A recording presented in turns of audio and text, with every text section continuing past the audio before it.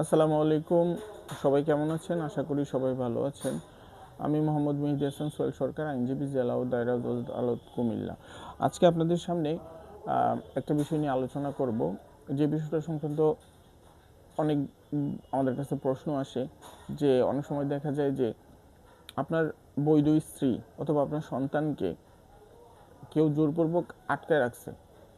এখন আপনার নাবালক সন্তান, যা দুগ্ধজাত সন্তান, এটা এমন হইতে পারে যে আপনার আপনি স্ত্রীপক্ষ, স্বামীপক্ষ আপনাকে কোনো কারণে বাসা থেকে বের করে দিয়েছে এবং সন্তানগুলো রেখে দিয়েছে। এমনও হতে পারে যে আপনার স্ত্রী সহ আপনার সন্তানকে তার বাবার বাড়ি তারা জোরপূর্বক আটকায় রাখছে। এখন এই বিষয়টা সংক্রান্ত ঘটনা আমাদের বিভিন্নভাবে আমাদের সমাজে বা আমাদের প্রচলিত সামাজিকতায় বা সামাজিক বিশৃঙ্খলা তৈরি হইলে বা একজনের সাথে আরেকজনের সম্পর্ক যখন অবনতি হয় এক পরিবারের সাথে আরেক পরিবারে, তখন এমন ঘটনা ঘটে এবং এই বিষয়ে প্রচুর মামলা মোকদ্দমা হয়। আপনি বাদী হন, আপনি বিবাদী হন, আপনি সুযোগ মানে আইনি পদক্ষেপটা কিভাবে নেবেন। আমি আজকে আপনাদেরকে এমন কোনো ঘটনা ঘটলে যে আপনার স্ত্রী অথবা আপনার দুগ্ধজাত শিশু অথবা স্ত্রী সহ বা দুগ্ধজাত শিশু তার স্ত্রীর বাবার বাড়ি তারা আটকায় রেখেছে, এখন আপনি তাদেরকে আইনগতভাবে উদ্ধার করবেন কিভাবে। এমন হচ্ছে যে সন্ত্রাসী বাহিনী ওই জায়গায় যেয়ে আপনি এই কথাটা বলতেই পারবেন না, হয়তো বলার পরে আপনি সুস্থভাবে ফেরত আসতে পারবেন না। এমন ঘটনা কিন্তু ঘটতেছে অহরহ। এখন আপনার প্রথম করণীয় হচ্ছে যে যদি এমন কোনো ঘটনা ঘটে, আপনি আপনি থানাতে প্রাথমিকভাবে একটা অভিযোগ করতে পারেন। যদি থানা আপনাকে বলে যে বাচ্চাকে উদ্ধার এই মুহূর্তে করার মতো আমাদের যথেষ্ট পরিমাণ মানে যেই থানায় লোকবল দরকার, অথবা আপনার সাথে যাওয়ার ক্ষেত্রে গড়িমসি করে, অথবা প্রভাবশালী কোনো পরিবার হইলে থানায় এই ক্ষেত্রে আপনাকে প্রপার যে আইনি সুবিধাটা দেওয়া দরকার সেটা যদি না দেয়, তখন আপনি ইচ্ছা করলে নির্বাহী ম্যাজিস্ট্রেট অথবা ক্ষমতাপ্রাপ্ত যে সরকার অন্য কারোর যদি এই ক্ষমতা দিয়ে থাকে যে এই মামলাগুলো গ্রহণ করার এবং এই মামলাগুলো বিচার করার, তাহলে ওই আদালতে আপনি এই মামলাটা করতে হবে। এটা হচ্ছে আপনি ম্যাজিস্ট্রেট আদালতে, যারা নির্বাহী ম্যাজিস্ট্রেট তার আদালতে গিয়ে আপনি একটা 100 ধারায় মামলা করবেন। এটাকে আমরা বলি হচ্ছে সার্চ ওয়ারেন্ট, অথবা কাউকে তো আটকে রাখছে তাকে পুলিশের মাধ্যমে উদ্ধার করে নিয়ে আসা। এখন আপনি যখন এই আদালতে নির্বাহী ম্যাজিস্ট্রেট আদালতে মামলাটা করবেন, প্রথমত আপনাকে অবশ্যই হতে হবে, যদি স্ত্রী হয় তার স্বামী হতে হবে এবং আপনার কাবিননামাটা অবশ্যই থাকতে হবে।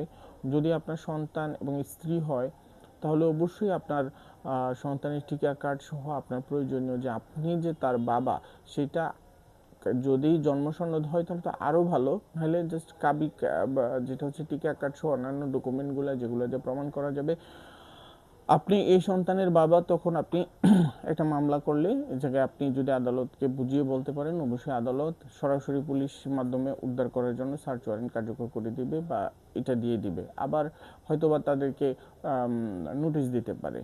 আবার আরেকটা বিষয় হচ্ছে, যদি আপনি দুগ্ধজাত শিশু হয় আর আপনি যদি তার মাতা হন, যদি আপনার স্বামীও আপনার সন্তানকে আটকায় রাখে, সেই ক্ষেত্রেও আপনি মামলা করতে পারবেন। যেহেতু একটা ছেলে সন্তান 7 বছর পর্যন্ত তার মায়ের কাছে আইনগতভাবে থাকতে পারবে, একটা মেয়ে সন্তান 9 বছর পর্যন্ত থাকতে পারবে। এই সময়ের ভিতরে যদি ঘটনাগুলো ঘটে, আপনি ইচ্ছা করলে তার বাবার কাছ থেকে উদ্ধার করতে পারবেন। ব্যাপারটার এই ঘটনার পিছনে এই মামলাগুলোর পিছনে ছোট ছোট কিছু বিষয় থাকে। যেমন আমি বিষয়টা আবার বলি আপনাদের বোঝার ক্ষেত্রে, যদি ছেলে সন্তান হয় 7 বছর পর্যন্ত অবশ্যই তার মায়ের কাছে থাকবে। এই ক্ষেত্রে বাবাও যদি ছেলে সন্তানটাকে আটকে রাখে, তাহলে বাবার বিরুদ্ধে মামলা করে বাচ্চাটাকে উদ্ধার করে নিয়ে আসা যাবে। এবং মেয়ে সন্তান হয় যদি, তার 9 বছর পর্যন্ত একই ঘটনা। এবং যদি আপনার স্ত্রী এবং আপনার বাচ্চাকে আটকে রেখে, তখন আপনি স্বামী হিসাবে করতে পারবেন এই মামলাটা। আবার